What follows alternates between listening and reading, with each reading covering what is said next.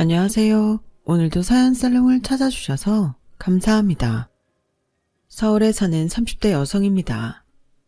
지금은 평범한 주부로 살아가고 있지만 한때는 평범한 가정에서 사는 게 꿈인 적이 있었어요.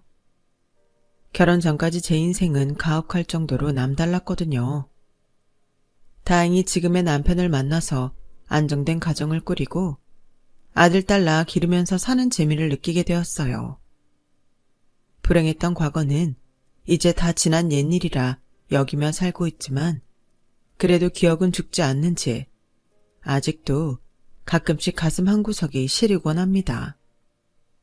피부에 입은 상처는 몰라도 마음에 입은 상처는 시간이 흘러도 온전히 아물지는 않는 모양입니다. 저는 어릴 때 어른스럽다는 말을 많이 듣고 자랐어요. 처음부터 그랬던 건 아니고 부모님이 교통사고로 돌아가시고 고아가 된 이후부터 그런 소리를 들었던 것 같아요. 부모 없는 애라는 소리를 듣고 싶지 않아서 남들한테 흠을 보이지 않으려 부단히 노력한 결과였죠. 그런데 어른스럽다는 그 말이 칭찬만은 아니었던 모양이에요. 국민학교 4학년 때였던가요? 저희 반 친구 엄마들이 제 얘기를 하는 걸 우연히 들었어요. 진영이 말이에요. 애가 정말 어른스럽지 않아요? 말투며 행동하는 거며 누가 걔를 국민학생으로 보겠어요? 거기에 비하면 우리 애는 완전 철부지예요. 세상에 진영이 같은 딸만 있다면 엄마들이 걱정할 일이 없을 거예요. 글쎄요, 그게 과연 좋은 걸까요? 전 솔직히 진영이를 보면 가끔 소름이 끼치던데. 애는 어디까지나 애다워야죠. 그 나이 땐 실수도 하고 어리광도 부려야 정상 아닐까요? 근데 걔는 뭐랄까, 영악해 보인다고 해야 하나? 음흉하다고 해야 하나? 암튼 왠지 무섭더라고요. 그게 다 어린 나이에 부모가 한꺼번에 죽었으니 어리광 부릴 데가 없어서 그런 거겠지만 그래도 난 싫으네요. 우리 애한테 물들까봐 걱정이에요. 어머, 그럼 진영이 고아예요? 어쩜 난 그런 것도 모르고. 교통사고로 죽었대요. 지금은 걔 이모인가 뭔가 하는 사람 집에서 살고 있다는데 말이 이모지 피 한 방울 안 섞인 남이래요. 지 엄마 고등학교 동창이라나 뭐라나. 세상에 불쌍해라. 그 말을 듣기 전까지 저는 제가 불쌍한 아이라는 생각을 해본 적이 없었어요.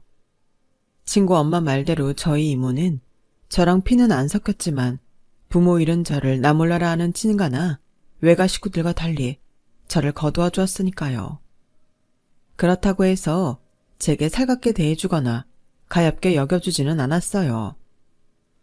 야, 너만 고아냐? 나도 고아야. 우리 엄마 아빠도 세상 떠나신 지 좀 됐거든. 그러니까 부모 없다고 남들한테 동정받고 살 생각은 하지 마.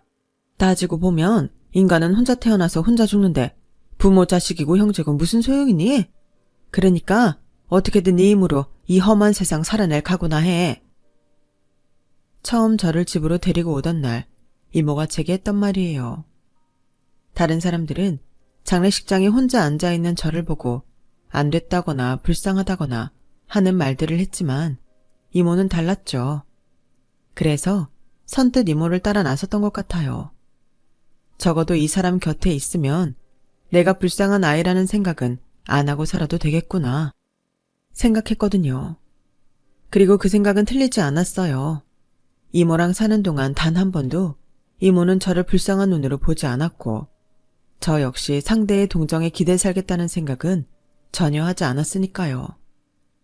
이모는 남편과 이혼을 하고 혼자 살고 있었는데 제 또래에 어린 아들이 있다고 했어요. 하지만 이혼을 하면서 아이는 데리고 나오지 못했다고 하더군요. 애는 데려와서 뭐해? 나 같은 엄마랑 사는 것보다 돈 많은 아빠랑 살면서 먹고 싶은 거 다 먹고 하고 싶은 거 다 하고 사는 게 좋지. 그래도 그런 게 아니지. 나처럼 엄마 아빠가 죽은 것만 몰라도 엄연히 살아있는 엄마를 못 보고 사는 게 말이 돼? 모르긴 해도 이모 아들이 이모 엄청 보고 싶어 할걸? 됐어. 네가 어떻게 알아? 네가 내 아들이냐? 그 속을 알게. 그 녀석은 지 아빠 닮아서 구질구질하게 사는 것보다는 돈 펑펑 쓰고 사는 게 더 잘 어울려. 그리고 기집애야, 넌 내 아들 걱정 말고 네 걱정이나 해. 보다시피 난 너 대학 보내줄 형편이 못 돼. 고등학교까지는 어떻게든 보내줄 테니까 이후에는 네가 벌어서 먹고 살아. 그러다 좋은 남자 만나 결혼도 하고 자식도 낳고 살면서 여유 되면 가끔 찾아와서 내 용돈이나 좀 찔러주고 가라. 이모는 늘 저에게 큰 기대도 없고 이혼할 때 두고 나온 아들에 대한 기대도 없는 사람처럼 행동했어요. 요즘 말로 쿨한 사람처럼 굴었죠. 하지만 몸 안에 36.5도나 되는 뜨끈한 피가 흐르는 사람인데 어떻게 쿨할 수가 있겠어요. 그저 그런 척하는 것뿐이죠. 그리고 그걸 확인하기까지는 그리 오래 걸리지 않았어요. 6학년 가을쯤이었어요. 그날은 토요일이긴 했지만 주번이라서 늦게 집에 돌아왔는데 대문 앞에 교복 차림의 중학생 오빠가 쭈그리고 앉아있지 뭐예요. 아무 말도 않고 대문 안으로 들어가는 저를 빤히 보길래 얼른 대문을 걸어 잠궜어요. 나쁜 짓을 할 사람 같지는 않았지만 그래도 낯선 사람이 우리 집 앞에 있으니 걱정이 됐거든요. 그런데 1시간이 지나고 2시간이 지나도록 그 오빠는 꿈쩍도 않고 대문 앞을 지키고 있지 뭐예요. 해도 저물어 가고 저녁밥 먹을 시간인데도 말이에요. 그냥 모른 척하고 이모가 차려두고 간 밥이나 먹으려고 식탁 앞에 앉았어요.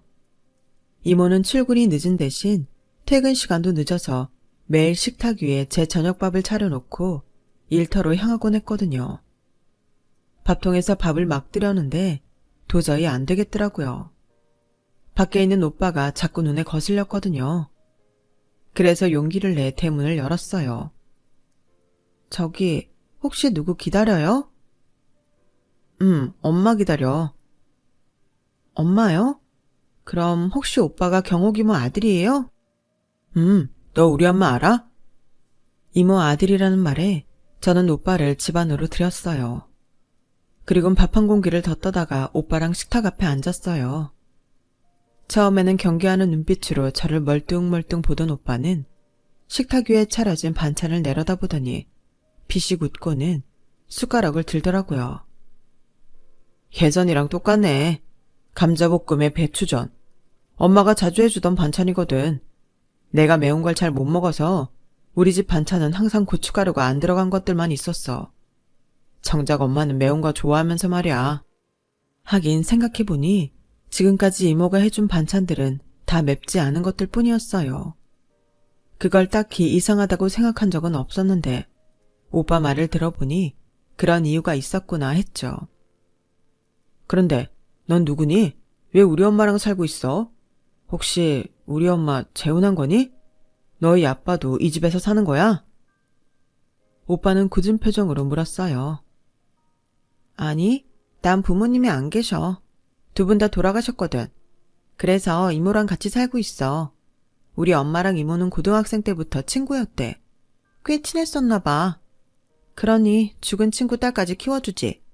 그럼 오빠는 왜 엄마랑 같이 안 살아? 우리 아빠가 더 부자니까. 내가 엄마랑 살면 엄마만 더 힘들어져. 그래서 돈 많은 아빠 집에서 사는 거야.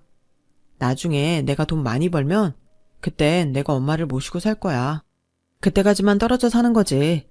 나 대신 네가 우리 엄마 좀 보살펴줘. 그럼 내가 은혜 꼭 갚을게. 사실 그날의 약속을 마음 깊이 새기지는 않았어요. 그냥 지나가는 말로 들었을 뿐이죠. 밤 10시가 넘어서 퇴근한 이모는 오빠를 보고 깜짝 놀랐어요. 총민아, 네가 왜 여기 있어? 아빠한테는 말하고 온 거야? 엄마. 우리 캐나다로 이민 가. 그래서 그 전에 엄마한테 인사하러 온 거야. 어차피 떨어져 사는 건 마찬가지니까 너무 걱정하지 마, 엄마. 나 오늘 여기서 자고 가도 되지? 그렇게 뜬금없이 찾아왔던 오빠는 그날 우리 집에서 하룻밤을 자고 다음날 돌아갔어요. 오빠를 택시에 태워 보내고 온 이모는 하루 종일 얼이 빠진 사람처럼 멍하게 있었어요. 이혼한 남편이 재혼을 했다는 소식을 들었을 때도 멀쩡했던 이모였지만 아들과 영영 이별을 하게 될지도 모르는 상황 앞에선 어쩔 수 없었나 봐요. 그렇게 이모와 저는 가족들과 헤어진 채 서로를 의지하며 살았어요. 이모는 대학 등록금은 저보고 알아서 하라고 했던 말과는 달리 대학에 합격하자마자 등록금을 내주셨어요. 그리곤 통장도 하나 내어주셨죠. 네 엄마 아빠 앞으로 나온 보험금이야. 집이랑 나머지 재산은 니네 친가 식구들이 다 가져가서 남은 게 얼마 없었어. 그나마 얼마 받아낸 돈으로 너 이빨 교정하고 학원비 내고 나니까 흐지부지 다 써버렸어. 남은 건 이 통장에 든 보험금 뿐이야. 다행히 수익자가 너로 지정된 덕분에 네 친척들도 여기엔 손 못 댔어. 이걸로 나머지 학기 등록금도 하고 남으면 너 시집갈 때 보태서 써. 나도 사람이라서 힘들 때마다 이 돈을 건드리고 싶은 마음이 생기곤 하더라. 그래도 그 유혹 꾹 참고 네 손에 넘겨줄 수 있어서 다행이야. 아, 이제 홀가분하네. 이모는 세상 짐 다 벗어던진 사람처럼 환하게 웃었어요. 사실 저는 이 돈을 이모가 다 썼다고 해도 상관없었어요. 그동안 먹여주고 입혀주고 엄마 노릇까지 다 해줬으니까요. 친척들도 돈만 빼먹고 모른 척하기 바쁜 와중에 남의 자식을 데려다 키우는 게 쉬운 일인가요? 누구 하나 양육비를 보태주는 사람도 없었는데요. 나중에서야 이모가 그러시는데 장례식장에 혼자 앉아있는 저를 보니까 집에 두고 나온 아들 생각이 나서 발길이 떨어지지 않더래요. 그래서 친구 사망보험금이 탐나서 친구 딸 데려다 키운다는 욕을 들으면서도 저를 품고 산 거였죠. 이모의 이런 헌신 덕분에 저는 제 인생 최대의 위기를 이겨낼 수 있었어요. 대학에 들어가고도 취직도 하기까지 이모가 없었더라면 전부 불가능했을 테니까요. 제가 대학을 졸업하고 취업을 할 때까지도 이모는 반찬가게 일을 계속하셨어요. 이모, 차라리 보험금 남은 거에다 대출 좀 받아서 반찬가게를 차리면 어떨까? 이모는 아이도 있는데 언제까지 남의 집 일만 하고 살 순 없잖아. 됐어. 그걸 왜 내가 써? 그럼 내가 니네 친척들이랑 다를 게 뭐 있냐? 네 부모 목숨값이야. 함부로 남의 손에 쥐어줄 생각 하지 마. 그리고 넌 부모도 없는데 결혼할 때 돈이라도 손에 쥐고 있어야 덜 무시당할 거 아냐. 내 앞날은 내가 알아서 끓일 테니까 넌 네 걱정이나 해. 몸에 온전한 구석이 없으니까 걱정돼서 그러지.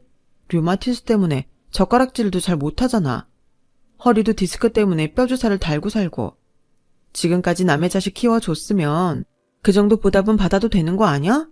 이모, 그러지 말고 보험금으로 가게 차려.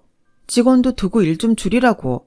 이모마저 없으면 나 결혼할 때 혼주석에 앉아줄 사람도 없어. 아우, 걱정을 마라. 너 결혼식 때 혼자 안 들여보내. 네 엄마 대신 혼주석에 꼭 앉을 테니까 그런 걱정일랑 하지를 마세요. 내가 다른 건 몰라도 그 약속은 꼭 지키마. 이날 이때까지 제대로 쉬어보지도 못하고 일만 하고 사는 이모가 안쓰러워서 했던 말인데 이모는 단칼에 거절을 했어요. 그러던 어느 날이었어요. 업무 시간 중에 이모가 일하는 반찬가게 사장님이 전화를 하셨더라고요. 진영아, 어쩌니? 네 이모 다쳐서 병원에 실려갔어. 수술 받아야 할지도 모른다는데 수술 동의서도 작성해야 하고 아무래도 네가 좀 와야겠다. 도대체 어디를 얼마나 다쳤길래 수술까지 받아야 한대요? 사장님, 제가 바로 갈 테니까 그때까지만 이모 옆에 좀 있어주세요. 저는 전화를 끊고 바로 병원으로 달려갔어요. 병원까지 가는 택시 안에서 이모가 잘못되면 어쩌나 얼마나 걱정을 했던지 심장 뛰는 소리가 밖에까지 들리는 것 같더라고요. 병원에 도착해 담당 의사한테 물어보니 다리를 삐끗하면서 아킬레스건이 파열됐는데 정도가 심해서 수술이 불가피하다고 했어요. 다행히 생명에는 지장이 없다는 말을 듣고서야 놀란 심장이 가라앉았죠. 그런 상황에도 이모는 한사코 수술을 안 하겠다고 버티는 거예요. 한동안 쉬면 나을 거라나요? 이모, 말도 안 되는 소리 좀 하지 마. 이모가 의사야? 누구 마음대로 수술을 안 한대. 수술 안 하고 버티다가 다리라도 절개되면 누가 제일 힘들어지는지는 알아? 바로 나야. 그러니까 잔말 말고 수술 받아. 어거지로 이모 고집을 누르고 수술 동의서에 사인을 하자 이모도 더는 말을 않더라고요. 그런데 이번 수속을 밟으면서도 또 한 번 큰 소리가 나게 되었어요. 다인실이 없어서 2인실이나 1인실의 병원을 해야 한다고요? 아, 난 그럼 입원 안 할래요. 병실비만 해도 그게 얼마야. 그럼 2인실로 할게요. 이모, 요즘은 2인실도 실비보험 적용되니까 안 비싸. 그러니까 병원비 아까워서 입원 안 하겠다는 소리 하지 마. 보험 적용 안 되면 내가 그 돈 낼게. 이모 병원비인데 내가 그 돈 아까워하겠어? 이모, 나한테는 이모 하나뿐이야. 이모한테는 뭘 해줘도 안 아깝다고. 그러니까 아플 때만이라도 제발 돈 걱정 좀 하지 마. 나 그 정도는 벌어. 기집애야, 누가 너 돈 못 번다고 그래? 아침부터 밤까지 고생해서 번 돈 그렇게 날리는 게 아까워 그러지? 참 이상하죠. 왜 부모들은 자식들한테는 돈을 안 아끼면서 자기한테 들어가는 돈은 그렇게 아까워하는 건지. 비록 이모가 제 친부모는 아니지만 이럴 때 보면 딱 우리네 엄마들 같다니까요. 무사히 수술을 마친 이모는 한동안 거동을 할 수가 없어서 옆에서 간병할 사람이 필요했어요. 그래서 저는 회사에 휴가 신청을 하고 이모 옆에서 간병을 하게 되었어요. 이모 병실에는 이모와 비슷한 연배의 아주머니가 입원해 계셨는데 그분은 허리 수술을 받은 상태라서 큰아들이 간병을 하고 있더라고요. 들어보니 8년 전 남편과 사별하셨다더군요. 자식은 아들이 둘인데 간병을 하고 있는 큰아들은 아직 미혼이고 둘째 아들은 결혼을 했다고 했어요. 그런데 어찌된 일인지 제가 병원에 있는 동안 둘째 아들 내외는 한 번도 찾아온 적이 없더라고요. 요즘은 시어머니가 며느리 눈치 보는 세상이잖아요. 나 허리 수술한다니까 며느리가 됐든 자기는 병수발 못한다고 딱 잘라 말하더라고요. 며느리 병수발 받을 생각도 없었지만 수술 앞두고 걱정하는 시애미 앞에서 꼭 그렇게 말해야 했나 싶더라고요. 그래서 나 수술해도 니들은 오지 말아라 했더니 진짜 코빼기도 안 비추네요. 너무했다. 그래도 문병원 와야죠. 작은 며느리의 친정에 비해 우리 집이 좀 많이 기울거든요. 그래서 그런가 며느리 대하는 게 좀 껄끄러워요. 남들은 부잣집 딸을 며느리로 들여서 좋겠다고 하는데 난 불편하고 싫어요. 괜히 우리 살림 보고 흉 잡힐까 걱정되고 먹고 살아온 수준이 달라서 작은 애 온다고 하면 소고기도 한우만 사게 돼요. 작은 며느리가 수입사는 입에도 안 되거든요. 언젠가는 며느리가 집에 온다고 해서 제 딴엔 비싸게 주고 산 옷을 꺼내 입고 있었는데 며느리가 그 옷을 보더니 다음날 백화점에서 옷을 사다 주더라고요. 나 생각해주는 마음이 고맙긴 한데 그때부터 옷 입는 것도 며느리 눈치가 보이더라고요. 그래서 맏며느리만큼은 평범한 집안에서 자란 애로 드리고 싶어요. 같이 장 보러 가서 떡볶이도 사 먹고 호떡도 사 먹을 수 있는 편한 사람으로요. 좁은 병실에서 하루 종일 붙어있게 되자 이모와 아주머니는 속 얘기까지 터놓고 지내게 되었어요. 거기다 드라마 취향이 비슷해서 TV 채널을 두고 리모컨 싸움을 벌일 일도 없었죠. 드라마 얘기며 세상 돌아가는 일들, 그 밖에 자식들 얘기까지 이어가다 보면 늦은 밤까지 얘기가 끊이질 않았어요. 그런데 댁의 아드님은 무슨 일 하세요? 엄마 병수발 드느라 출근도 못하고 있는 것 같은데. 우리 아들은 건축기사예요. 지 선배랑 같이 동업으로 건축사 사무실을 운영하고 있어요. 지 사업하는 애라서 굳이 출근 안 해도 된다고 굳이 지가 병수발 하겠다고 이러네요. 얘 밑으로 남동생이 하나 있는데 걔는 작년에 장가를 보냈고 얘만 남았어요. 참, 따님은 무슨 일해요?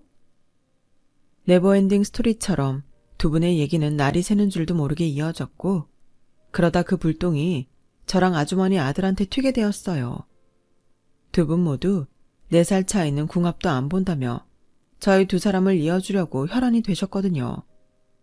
어떻게든 우리 두 사람을 붙여보려고 식사 시간에 나가서 같이 밥을 먹고 오라고 등 떠밀지를 않나. 마치 배틀을 하듯 당신들 자식 자랑을 늘어놓질 않나. 암튼 이건 병실이 아니라 결혼주선 사무소 같은 분위기였어요. 오죽하면 간호사들도 저희 두 사람이 지나갈 때마다 키득거리며 웃더라니까요. 딱히 결혼할 생각도 없었던 저였지만 분위기에 떠밀려서 그랬는지 좁은 병실에서 며칠을 동숙해서 그랬는지 아주머니 아들한테 눈길이 가긴 하더라고요. 외모도 그렇고 말씨나 행동도 모나지 않은 게 호감이 가는 타입이라서 더 그랬는지도 모르겠네요. 아무튼 이모가 병원에 입원해 있던 일주일 동안 저는 제 인생의 반려를 만나게 되었어요. 두 분은 퇴원을 한 이후에도 연락을 주고받으시며 저희 두 사람을 이어주려고 노력하셨고 그 노력에 힘입어 우리는 선자리에 나가게 되었어요. 이미 서로에 대해 알 만큼 아는 데다 서로 자는 모습까지도 봐온판에 뒤늦은 선자리는 솔직히 무의미한 거였지만 그래도 양가 부모님이 원하시니 어쩌겠어요.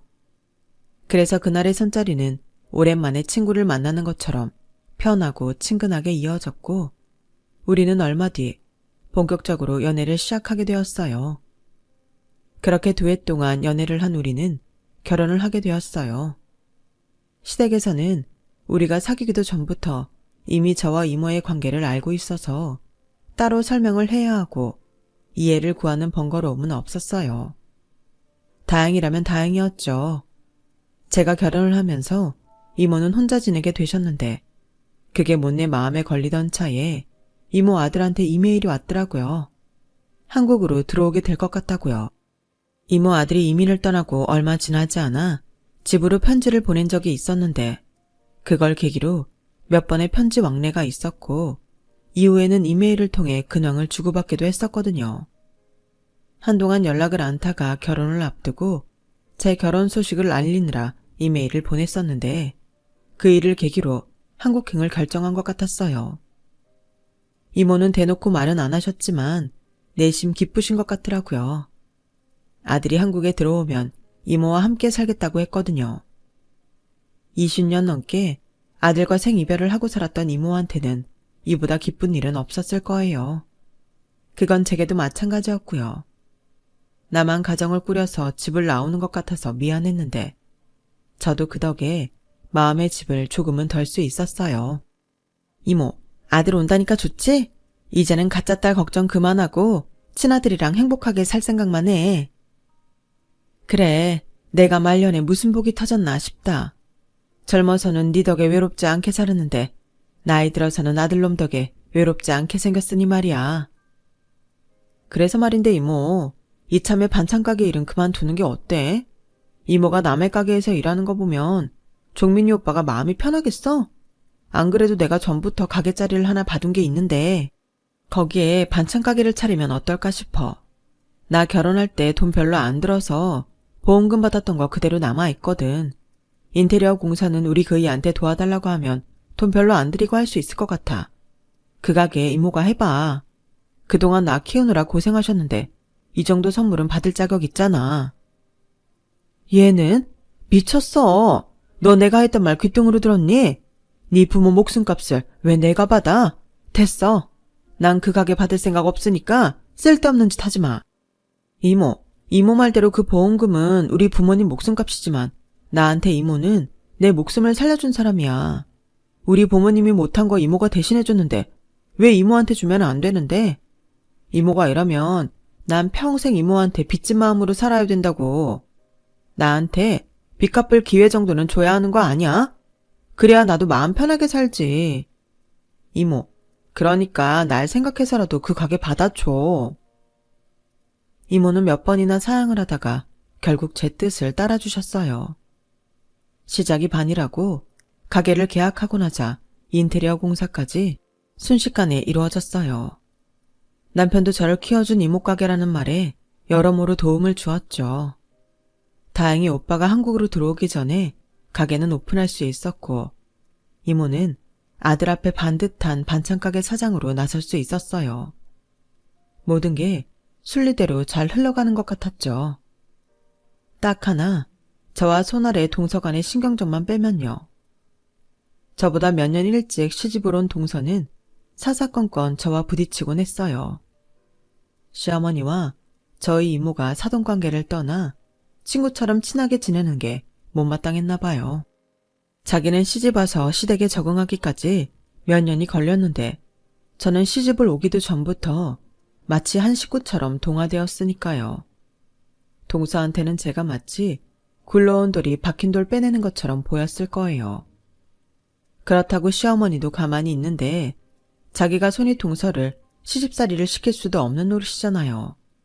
그래서 교묘하게 제 속을 긁어대거나 사람이 없을 때 은근히 제게 건방지게 굴곤 하더라고요. 싸울 때 상대를 쉽게 이기는 방법 중에 하나가 상대의 가장 약한 부분을 공격하는 거잖아요. 동서가 제게 했던 것도 같았어요. 전 형님이 맏며느리로 들어와서 얼마나 좋은지 몰라요. 형님 덕분에 제가 마음 놓고 친정에 갈 수 있으니까요. 첫 명절에 어떻게 하는지가 중요하잖아요. 다른 집들은 며느리들 간에 누가 먼저 친정에 가냐를 두고 기싸움도 벌인다는데, 그래서 큰 사람이 먼저 시집와 있으면 작은 사람 친정에 일부러 못 가게도 한다잖아요. 우리는 그럴 필요 없잖아요. 형님은 명절에 찾아갈 친정이 없으니까요. 안 그래요? 동서, 뭔가 잘못 알고 있는 모양인데 내가 왜 친정이 없어? 비록 친엄마는 아니어도 날 키워주신 이모가 계신데 이모 집이 내 친정 아니겠어? 에이, 들어보니까 진짜 이모도 아니라던데요 뭐. 형님 천에 구하라고 하던데 아니에요? 그래서 결혼식장에 온 친척이 하나도 없었잖아요. 괜히 창피해서 그러는 거라면 안 그래도 돼요. 우리 사이에 그 정도 이해 못할까? 참, 못된 짓거리를 웃으면서 잘도 하더라고요. 그뿐이 아니었어요. 자기 친정에서 보내주는 선물이며 식재료를 나눠줄 때마다 사람 속을 긁곤 했어요. 형님은 이런 거 못 먹고 자랐을 것 같아서 특별히 형님 생각해서 가져왔어요. 어쩌나? 이거 먹어보면 앞으로 시중에서 파는 건 못 먹을 텐데. 우리 형님은 내 덕분에 입만 고급이 되겠다? 받으면서도 하나도 고맙지 않게 만들다니 이것도 재주라면 재주겠네요. 말 한마디로 천냥 빚도 갚는다는데 동서는 해주고도 말로 까먹는 타입이었어요. 그러던 어느 날이었죠. 제가 늘 받기만 하는 게 미안해서 이모한테 부탁해 동서가 좋아하는 간장게장을 만들어다 준 일이 있었어요. 그런데 그걸 받아든 동서가 대뜸 이러지 뭐예요. 형님도 참 뭐하러 그런 걸 가져왔어요. 난 아무거나 안 먹는데. 고맙다는 말 대신 귀찮다는 식으로 투덜거리던 동서는 제가 드는 앞에서 파출 도우미를 부르더니 간장게장이 담긴 통을 툭 던지곤 이러는 거예요. 아줌마, 이거 이따 갈 때 가져가요. 난 아무거나 안 먹는데. 형님이 이런 걸 가져왔네. 몸에 걸치는 것도 아니고 먹는 건데 먹고 탈라면 어떡해. 동서, 그 말은 좀 서운하네. 내가 못 먹을 걸 가져온 것도 아니고 싱싱한 게 사다가 끓인 간장 부어 만든 건데 먹고 탈날 일이 뭐 있어. 어쩜 사람 성의를 이렇게 무시해? 내가 언제 무시했다고 그래요. 난 단지 안전점검차 그런 거죠. 게다가 형님네 이모님이 하는 반찬 가게에서 팔다 남은 건 싸운 걸지 누가 알아요. 그러게 이런 건 가져오지 말 것이지 괜히 사람만 이상하게 만들어. 그래, 내가 생각이 짧았네. 앞으론 동서 먹인다고 반찬 들고 오는 짓 절대 안 할게. 그때 그 일로 동서한테 서운해서 한동안 말도 안 섞고 지냈어요. 하지만 안 보고 살 수 있는 처지도 아니고 명절이며 시댁에 갈 때마다 봐야 해서 서운한 마음은 접어두기도 했죠. 똥이 무서워 피하냐? 더러워서 피하지.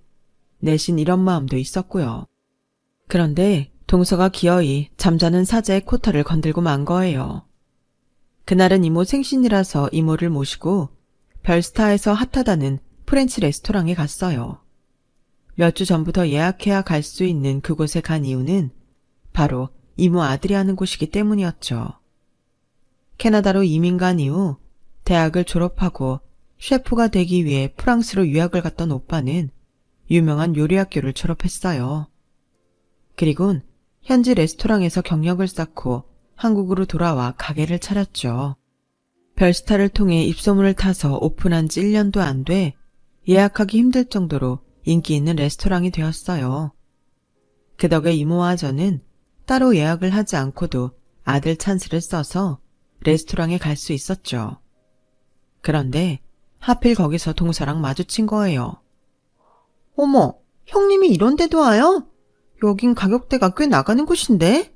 수준에 안 맞게 입은 고급이신가 보네? 어머, 같이 오신 분은 누구세요? 동서, 인사해. 우리 이모님이셔. 그런데 동서는 고개만 까닥 숙이더니 저희 이모 차림을 살피지 뭐예요. 머리부터 발끝까지 세세하게 살피곤 피식 웃으며 그러더라고요. 어머, 이모님은 이런 데보다는 순댓국집이 더 잘 어울리실 것 같은데? 우리 형님이 괜한 돈 쓰는 거 아닌가 몰라? 메뉴는 읽으실 수 있으시려나? 형님, 유명하다는 곳이라고 무작정 남들 따라다니면 안 돼요. 각자의 수준이 있는 건데. 뭐 기왕 온 거 경험이나 하고 가세요. 그러면서 슬쩍 지나가는 말처럼 그러더라고요. 여기도 앞으로 못 오겠네. 손님 수준이 이래서야. 돗대기 시장도 아니고. 참, 손님도 가려가며 받아야지. 이게 뭐야? 그때였어요. 이모한테 인사를 하러 주방에서 나오던 오빠가 그 소리를 들은 거예요. 별스타에 자주 노출이 돼서 그런가 얼굴이 알려진 오빠의 등장에 동서는 눈이 커지더라고요. 그런데 잠시 뒤 그 눈은 더 커지고 말았어요. 손님 말씀이 맞네요. 제가 수준 봐가며 손님을 잘 받았어야 했는데 그러질 못해서 귀한 분께 신뢰를 끼쳤습니다. 죄송해요, 어머니. 앞으로 이런 천박한 사고방식을 가진 사람은 손님으로 안 받을게요. 돈 좀 있다고 자기가 대단한 사람인 줄 착각하는 사람처럼 천박한 사람이 또 어디 있겠어요? 그런 의미에서 손님, 죄송하지만 내 가게에서 나가주시죠. 그리고 앞으로도 내 가게에는 오지 않았으면 좋겠습니다. 당신 같은 손님한테는 내 음식을 팔고 싶지 않거든요. 어머? 지금 이 사람이 뭐라는 거야? 장사 좀 된다고 말 함부로 하네? 그리고 뭐? 천박? 내가 어딜 봐서 천박해? 천박한 건 내 앞에 서 있는 이 두 사람이지. 고급 레스토랑에 올 때 드레스 코드도 못 맞추는 수준 미달들 말이야. 글쎄요, 그 수준 미달은 오히려 그쪽이 아닐까 하는데요.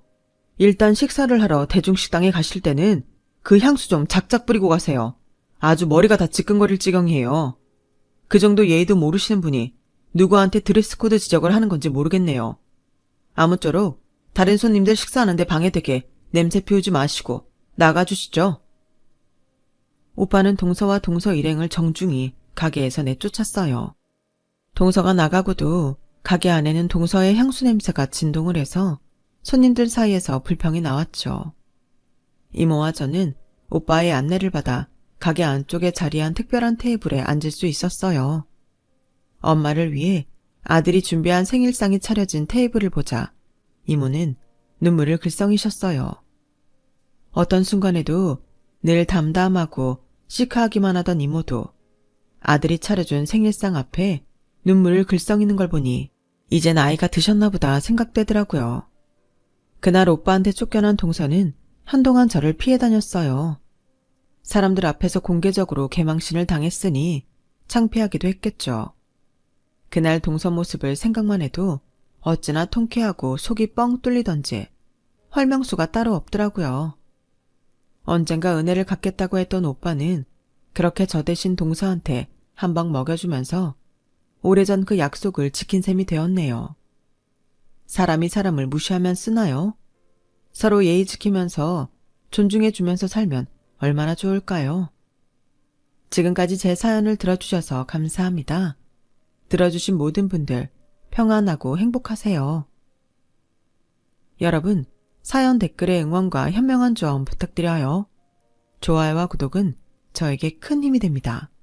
오늘도 좋은 일 가득하세요.